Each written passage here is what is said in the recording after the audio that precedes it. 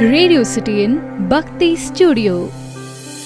கந்த சஷ்டி கவசம் படிக்கும்போது இடும்பாயுதனே இடும்பா போற்றி, கடம்பா போற்றி, கந்தா போற்றி நம்ம பாடுவோம். அந்த இடும்பனுக்குன்னு ஒரு திருக்கோவில் இருக்கு. அதுவும் எங்கன்னாக்கா முருகனுக்குரிய மிகச் சிறப்பான தலமான பழனியிலேயே இருக்கு. ஆமாங்க, இங்க மூலவர் இடும்பன், அம்பாள் இடும்பி.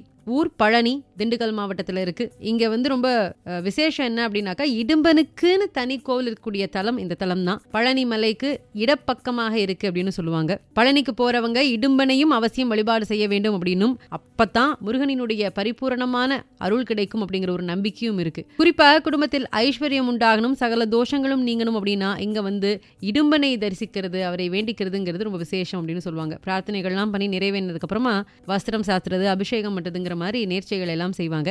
பழனியில் இருக்கும் இடும்பன் கோவிலை பற்றி தான் பேசிட்டு இருக்கோம். கந்த சஷ்டி கவசம் படிக்கும்போது இடும்பாயுதனே இடும்பா போற்றின்னு அந்த வரியை நம்ம படிச்சிருப்போம். பழனிமலை தோன்ற காரணமானவர் இந்த இடுமன்னு சொல்லுவாங்க. இந்த இடுமனினுடைய முக்கியத்துவத்தை சொல்லக்கூடிய வகையில் அமைக்கப்பட்டதுதான் இந்த இடுமன் கோவில். பழனிக்கு போவோம், ஆனா இப்படி ஒரு கோவில் இருக்குங்கிறது நமக்கு தெரிஞ்சிருக்காது இல்லையா? பழனியினுடைய வரலாற்றில் இடுமனுக்கு தனி சிறப்பு உண்டு.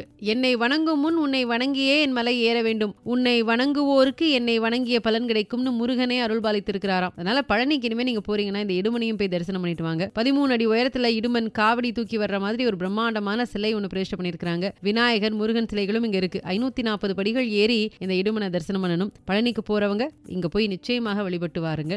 முருகனால அளிக்கப்பட்ட சூரபதுமன், பானுகோபன், கஜமுகாசுரன், சிங்கமுகன் இந்த அசுரர்களுக்கு வில்லாசிரியனாக திகழ்ந்தவர் தான் இந்த இடும்பாசுரன். முருகனால இவங்க அழிக்கப்பட்டதுக்கு அப்புறமாக இடுமன் சிவபூஜை பண்ண ஆரம்பிக்கிறார். சிறந்த சிவபக்தனாக விளங்கிய இடும்பனுக்கு அவனுடைய மனைவி இடும்பி உற்றதுணையாக விளங்கியிருக்கா. இவங்க தங்கியிருந்த இடம் இடும்பவனம் அப்படின்னு அழைக்கப்பட்டது. இப்போ இந்த இடம் திருத்துறைப்பூண்டியிலிருந்து ஒரு 16 கிலோமீட்டர் தூரத்தில் அமைஞ்சிருக்கு. இந்த நிலையில அகத்தியர் தன்னுடைய பூஜைக்காக சிவதி சொரூபங்களாக விளங்கக்கூடிய சிவமலை மற்றும் தீமலைய முருகப்பெருமான் கிட்ட கேட்கிறார். முருகப்பெருமான் அதையும் கொடுத்துடுறார். அது கேதாரத்தில் இருக்கக்கூடிய பூர்ச்சவனம் அப்படிங்கிற இடத்துல வச்சு வணங்கி வந்திருக்கிறார் அகத்தியர். இந்த மாதிரி சூழல்ல தான் மலைகளை அங்கேயே வச்சுட்டு பொதிகை போகக்கூடிய நிலைமை ஏற்படுது.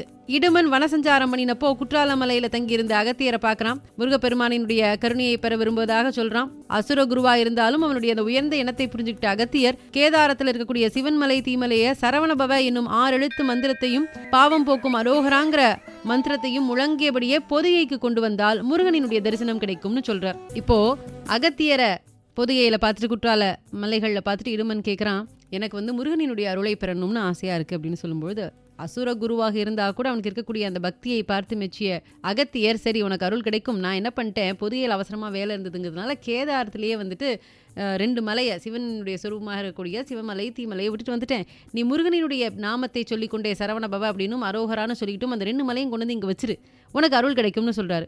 இடும்பனும் இடும்பியும் அங்க போய் அந்த மலையை தூக்க சிவனை வேண்டி தவம் இருக்கிறாங்க. அப்போ பிரம்மதண்டம், அதாவது கம்பு ஒன்று, பிரம்மதண்டம்னு சொல்லக்கூடிய ஒரு கம்பு ஒன்று தோன்றுது. அஷ்டதிக் நாகங்களும் அங்க வருது.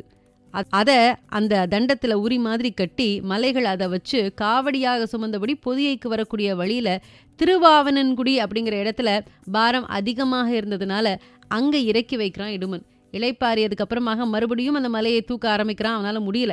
சிவன்மலையின் மேலே ஏறி ஒரு சிறுவன் நின்று விளையாடிட்டு இருக்கிறான். அவனுடைய அழகை பார்த்ததுமே இடுமன் அவனை ஒரு தெய்வ பிறவின்னு நினைக்கிறான். மலையில இருந்து இறங்கி வர சொல்லி அவன் கிட்ட கேட்கறான். அவன் இல்ல நான் வரமாட்டேன், இது நான் தங்க போகக்கூடிய மலை அப்படின்னு சொல்றான் அந்த சின்ன பையன். 2 பேருக்கும் வாக்குவாதம் வருது. அந்த சிறுவன் தன் கையில் இருந்த தண்டத்தால இடுமனை லேசாக தட்ட அந்த அடியை தாங்க முடியாமல் இடுமன் கீழே விழுந்து இறந்தே போயிடுறான். இடும்பி கதறி அலறா. அசுரர்களுக்கே வில்வித்தை கற்றுக் கொடுத்த தன் கணவனை கொல்லக்கூடிய தகுதி அசுரர்களை வென்ற அந்த முருகனை தவிர வேற யாருக்கும் இருக்க முடியாது அப்படின்னு உறுதியா நம்பின இடுமி சிறுவனினுடைய காலில் விழுந்து கதறா.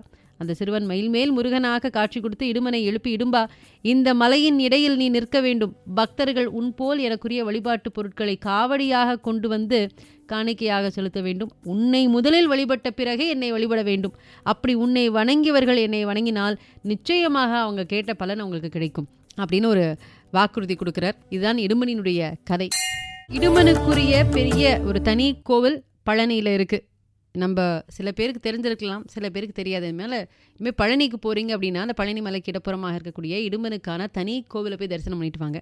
ஏன்னா முருகப்பெருமானே சொல்லியிருக்கிறார், என்னை தரிசனம் பண்ணுறதுக்கு முன்னாடி உன்னை தரிசனம் பண்ணி உன்னை வணங்குபவர்களுக்கு என்னை வணங்கின முழு பலன் கிடைக்கும் அப்படிங்கிற ஒரு அருளாசி கொடுத்துருக்கிறதுனால பழனிக்கு போகிறவங்க இடுமனை தரிசனம் பண்ணுறதுங்கிறது ரொம்ப முக்கியமான ஒன்று. அதனால் அடுத்த முறை பழனிக்கு போகும்போது நீங்கள் நிச்சயமாக இடும்பன் கோவிலையும் தரிசனம் பண்ணிட்டு வாங்க. ரேடியோ சிட்டியின் பக்தி ஸ்டுடியோ.